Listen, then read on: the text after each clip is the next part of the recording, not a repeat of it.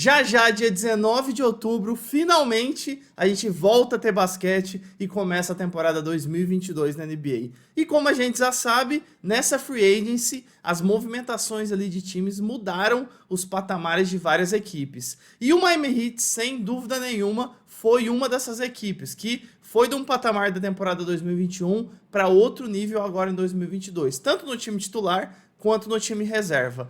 E a gente vai falar quais são os segredos do Miami Heat para essa nova temporada, para ver se eles voltam ao patamar da temporada de 2020, que foi chegar à final da NBA. E não vamos ficar enrolando não, já vamos falar para mim qual que é o segredo aí desse time do Miami Heat, para ver se eles conseguem chegar, porque antes de chegar na final, eles têm que chegar na final do conferência e passar. Então eles têm que passar aí Nets, Bucks, 76ers, o Atlanta Hawks, que surpreendeu na temporada 2021, e agora o Chicago Bulls, que também está com um time bom, correndo ali mais para trás, mas está com um time bom. Então, para mim, o segredo desse Miami Heat, com essas novas peças, são várias formações de equipe que o Miami pode fazer. A gente vai comentar aqui hoje 5 formações de equipe que o Miami pode colocar em quadra, que sem dúvida nenhuma, em cada momento do jogo, ou dependendo do adversário, vai fazer total diferença. E a gente vai começar aqui com o provável, né, time titular do Miami Heat. A gente tem na armação o Kyle Lowry, que veio do Raptors,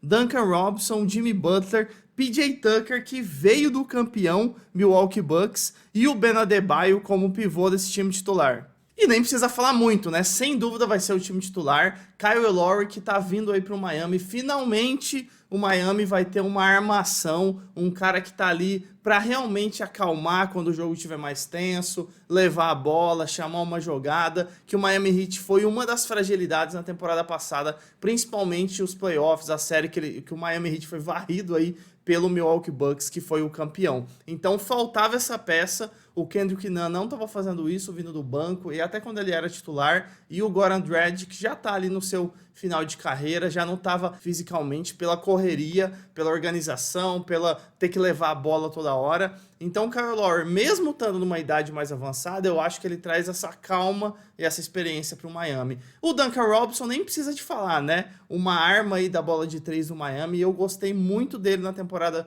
de 2021, mesmo perdendo aí para o Bucks, ele foi um cara que se entregava em cada jogada, pulava na bola, mesmo quando os companheiros ali não estavam tão animados, o Duncan Robinson mandou muito bem. Jimmy Butler, também, nem preciso falar, né? Jimmy Butler, que tem que mostrar trabalho, porque nos playoffs contra o Bucks ele não manda bem, a gente faltou, o time do Miami precisou dele, então é meio que uma temporada aí de 2022 para ele dar um gás, né? Ele que é o líder dessa equipe do Miami Heat. PJ Tucker na posição 4, que sem dúvida vai contribuir muito para a defesa do Miami Heat, uma defesa que está deficiente desde a saída do Jay Crowder para o Phoenix Suns depois da temporada de 2020. O Miami até tentou trazer o Avery Bradley, mas não rolou, não deu certo. E o PJ Tucker, para mim, vai encaixar muito bem nesse lugar que o Jay Crowder estava ocupando, e além do Miami Heat deixar o Bucks um pouco mais fraco, né? Que acaba sendo ali adversário direto de conferência. Então, maravilhoso. E o Adebayo também, no mesma situação ali do Jimmy Butler. Vai ter que se mostrar, faltou muito do Adebayo na temporada passada dos playoffs aí contra o Milwaukee Bucks. Então, Jimmy Butler e Adebayo estão nesse time titular, são estrelas do Miami, mas tem que se provar. Então esse aí, sem dúvida, vai ser o time titular para mim. E para quem não me conhece, eu sou o Mo, e se você não é inscrito ainda no Rebodank, clique aqui no botão, se inscreva para você ficar sempre alerta quando a gente lançar episódios novos, e é lógico, para dar uma força aqui pro Rebodank. E bora lá para a segunda das 5 formações desse Miami Heat. A segunda formação eu coloquei um time mais alto. Eu coloquei o armador, o Tyler Herro.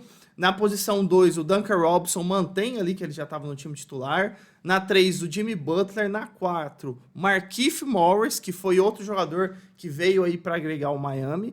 E na posição 5, o Dedmon, né? Até para dar um descanso ali pro Adebayo. E essa formação com um time mais alto não pega só nessa questão da altura, não. Acaba por tabela colocando um pouco de bola de 3 para esse time. Que um pouco do Tyler Herro, mas mais ali nessa equipe, o Duncan Robinson e o Markieff Morris. Então olha só, você vai ter 2 chutadores nessa formação e ainda vai ter um garrafão que pega rebote. Porque a gente vai ter, se o Tyler Hero não estiver chutando, ele não é um jogador baixo, ele vai estar ali, a gente vai ter o Jimmy Butler e o Dedmon também ali dentro do garrafão, ou, né, se o Duncan Robinson chutar, o Markieff Morris tá lá dentro, se o Markieff Morris chutar, o Duncan Robinson tá lá dentro. Então, pra mim, essa formação é muito legal, porque além de um time mais alto, tem um pouquinho de bola de 3 aí. E se a gente teve uma formação mais alta, óbvio que a gente vai colocar agora uma formação mais baixa, né? Aquele clássico ou small ball. Então, os jogadores que eu pensei aqui para ser esse small ball, na armação ali o Kyle Lowry, posição 2 o Tyler Hero, posição 3 Duncan Robinson, posição 4 PJ Tucker e o pivô, por incrível que pareça, Jimmy Butler.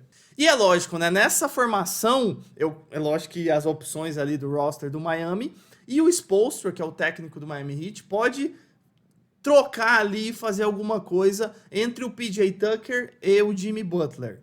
O que ele pode fazer? Às vezes ele pode colocar o PJ Tucker como pivô e o Butler na posição 4. Aí você vai falar, pô, meu, colocar o PJ Tucker de pivô? Que lógica é essa?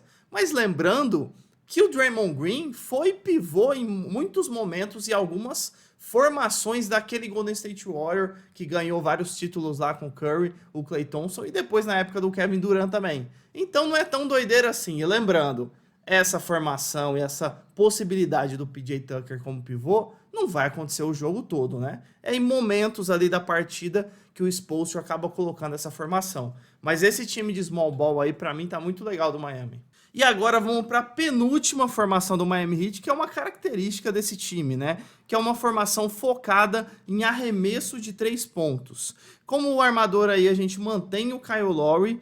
Na posição 2, é óbvio, né? Tinha que colocar aqui o Duncan Robinson. Na posição 3, Tyler Hero. Na posição 4, o Markieff Morris. E como pivô, Ben Adebayo. E é lógico que nessa formação o Spoelstra vai ficar manobrando ali, né? Às vezes ele não coloca o Tyler Hero na 3, ele coloca o Duncan Robinson na 3, Tyler Hero na 2, para se movimentar mais ali na cabeça do garrafão.